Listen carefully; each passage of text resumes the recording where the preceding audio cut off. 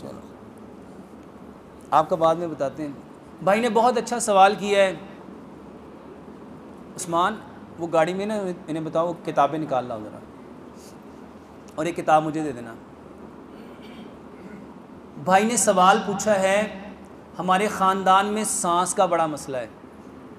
मेरे मोहतरम भाइयों, मैंने किताब लिखी है नमाज एंड मॉडर्न मेडिकल साइंस।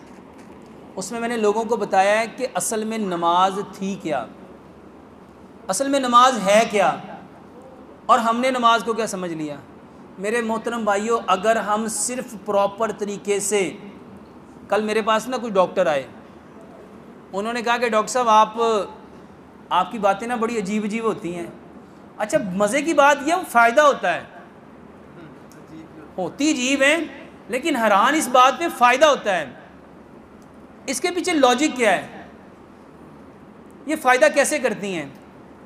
वो कहने लगे कि मेरे शैटी का पेन थी, मैंने वो लंबा सजदा किया और अल्हम्दुलिल्लाह मेरी शैटी का पेन बहुत बेहतर हो गई बिना दवाई के। मैंने ना उसे ये किताब दिखाई, मैंने कहा ये मैंने किताब लिखी थी और इसमें मैंने लोगों को बताने की कोशिश की है कि ये किताब असल में नमाज है क्या। मेरे मोहतरम भाइयों, नमाज का एक एक पोस्चर, नमाज की एक एक हालत, अल्लाह की कसम खा के कहता हूँ, इस कायनात के अंदर बसने वाले जो इंसान है ना, उनके लिए रब ताला की तरफ से इनाम है, इनाम है।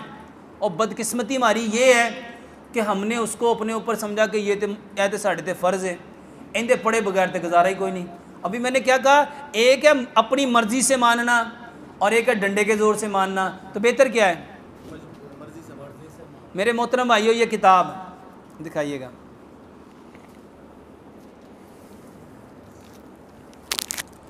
इसमें मैंने बताया है कि ये जो सजदा है ना, सजदा, ये जितने लोगों की सांस की बीमारियां हैं, जितने लोगों को सांस की बीमारी है, मेरे मोहतरम भाइयों, सांस की बीमारी फेफड़ों की वजह से होती है। अल्लाह सुब्हानो ताला आपके फेफड़ों को 100% मजबूत करना चाहता है। और आप हैरान होंगे, हमारे फेफड़े, हम अपने 24 घंटों में से तकरीबन 18 घंटे इसी हालत में रहते हैं जैसे मैं अभी हूँ। या बैठे होंगे, या खड़े होंगे, या चल रहे होंगे, या लेटे होंगे। मेरे मोहतरम भाइयों, इस हालत में आपके फेफड़े 60 to 70% काम करते हैं, 60 से 70%। दूसरी हालत है रुकू, जिसको बोइंग पोजीशन कहते हैं, 90 का एंगल, इसमें आपके फेफड़े 70 से 80% काम करते हैं। और तीसरी हालत है सजदा।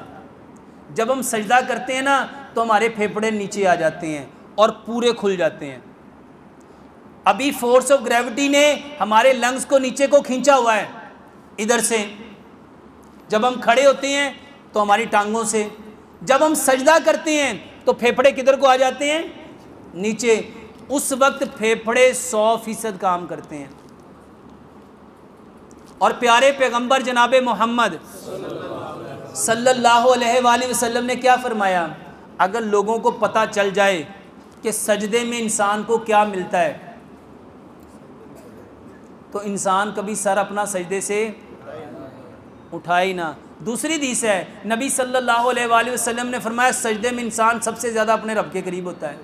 एक और हदीस है, नबी सल्लल्लाहु अलैहि वसल्लम ने, सजदे में इंसान का सर अल्लाह के कदमों में होता है।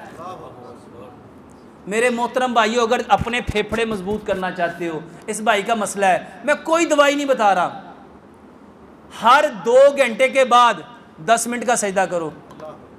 हर 2 घंटे के बाद। जिन लोगों की खांसी नहीं रुकती, जिनको दमा है, जिनके फेफड़े कमज़ोर हैं, मेरे मोहतरम भाइयों, ये जो पीछे कोरोना के अंदर जिनकी ऑक्सीजन सैचुरेशन, मेरे मोहतरम भाइयों, नीचे आती थी ना, उनको वो किस पोजीशन में लेटाते थे, उनको कहते थे उल्टा हो जाओ, अपनी हिप को ऊपर उठा लो और लंबे लंबे सांस लो, क्योंकि इस हालत में सबसे ज़्यादा आपके फेफड़े ऑक्सीजन इनहेल करते हैं, सबसे ज़्यादा काम करते हैं। तो मेरे मोहतरम भाइयों, लंबा सजदा करो। अब जिसने ज़िंदगी में कभी लंबा सजदा नहीं किया, वो पहले दिन कैसे करेगा। तो मेरे मोहतरम भाइयों पहले दिन 1 मिनट का सजदा कराओ, पहले दिन हर 2 घंटे बाद 1 मिनट 1 मिनट 1 मिनट 1 मिनट, 5 दिन उसको 1 मिनट का सजदा कराओ। अगले 5 दिन उसके 1 मिनट जब परफेक्ट हो जाए तो फिर 2 मिनट का करा दो, अगले 5 दिन 3 मिनट का करा दो, अगले 5 दिन 4 मिनट का करा दो, अगले 5 दिन 5 मिनट का करा दो, हत्ता कि उसको बढ़ाते जाओ। जिस दिन उसके फेफड़े 10 मिनट पे चले गए ना, वो खुद कहेंगे सिर्फ सांस ठीक नहीं हुआ, डॉक्टर साहब मेरा रंग। अच्छा बताओ, जब खून से चेहरे पे आएगा चेहरा साफ होगा कि नहीं होगा? अच्छा, जब दिमाग को खून ज़्यादा मिलेगा दिमाग परफेक्ट काम करेगा कि नहीं करेगा? जब आंखों को ज़्यादा खून मिलेगा आंखों की बनाई तेज़ होगी कि नहीं होगी? जब दांतों को खून ज़्यादा मिलेगा दांतों का ये जो पायोरिया है, दांतों की सेंसिटिविटी है, ये जो दांत हिलते हैं क्या मजबूत होंगे कि नहीं होंगे? जब कानों को खून मिलेगा ये मजबूत होगा कि नहीं होगा? मेरे मोहतरम भाइयों, एक सजदा नहीं है, इसमें मैंने बताया एक सजदा 80 बीमारियों का इलाज है। मेरे मोहतरम भाइयों, सिर्फ सजदा लंबा करो, कोई दवाई नहीं है। और भाई पूछते हैं, अच्छा लोगों के यहाँ ये भी बड़ा प्रॉब्लम है कि सजदा लंबा करने से क्या मुराद है? टाइम ज़्यादा या हाथ आगे लेके जाने हैं? नबी सल्लल्लाहु अलैहि वसल्लम ने सजदे के लिए 10 चीज़ें बताई हैं। सबसे पहली बात, सजदे में आपका पेट आपके रान के साथ नहीं लगना चाहिए, और ये उसी वक्त होगा जब आपके हाथ आगे जाएंगे। दूसरी हदीस, कुत्ते की तरह बाजू मत फैलाओ, कुत्ते की तरह बाजू मत बिछाओ, ये ज़मीन के साथ बाजू लगने नहीं चाहिए। तीसरी हदीस, बाजू ऐसे रखो कि बगल की सफ़ेदी नजर आए। चौथी हदीस, अगर बकरी का बच्चा यहां से गुजरना चाहे तो आराम से गुजर सके। पांचवी हदीस, 7 हड्डियों पे सजदा करो। कितनी हड्डियों पे? अच्छा, कौन कौन सी 7? 2 पांव, 2 घुटने, 2 हाथ, 7वीं कौन सी है? ये सवाल है। अब कोई कह रहा है नाक, कोई कह रहा है पेशानी। मेरे मोहतरम भाइयों, यह है छठी हदीस। नबी सल्लल्लाहु अलैहि वसल्लम ने फरमाया, सजदे में अपनी नाक खाक आलूद करो। और नाक कौन सी है? क्या ये नाक है? ये नाक है। मेरे मोहतरम भाइयों, ये नाक है, सजदे में ये नाक लगानी थी।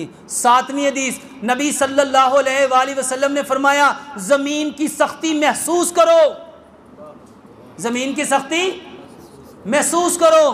8वीं हदीस, सजदे में आपके दोनों पांव आपस में मिले होने चाहिए, एड़ियां आपस में मिली होनी चाहिए, और पांव की उंगलियों का जो पेट है वो ज़मीन के साथ चिपका होना चाहिए। और 10वीं हदीस, सजदे में कभी भी आंखें बंद, ये 10 चीज़ों से सजदा करो। वल्लाह ये जो जितनी बहनें हैं ये कहती हैं दाने हो जाते हैं, एक्नी हो जाती है, पिंपल हो जाते हैं, फ्रैकल हो जाते हैं, ब्लैक सर्कल हो जाते हैं, ब्लैक स्पॉट हो जाते हैं, चेहरा काला सियाह हो जाता है, दाग और धब्बे बन जाते हैं। मेरे मोहतरम भाइयों, दवाई मत खाओ, सिर्फ सजदा करो, सिर्फ सजदा करो, सिर्फ सजदा करो। अल्लाह की कसम, ये सजदा नहीं है। अगर पता चल जाए ना ये क्या है, बंदा कभी सर सजदे से उठाए ना।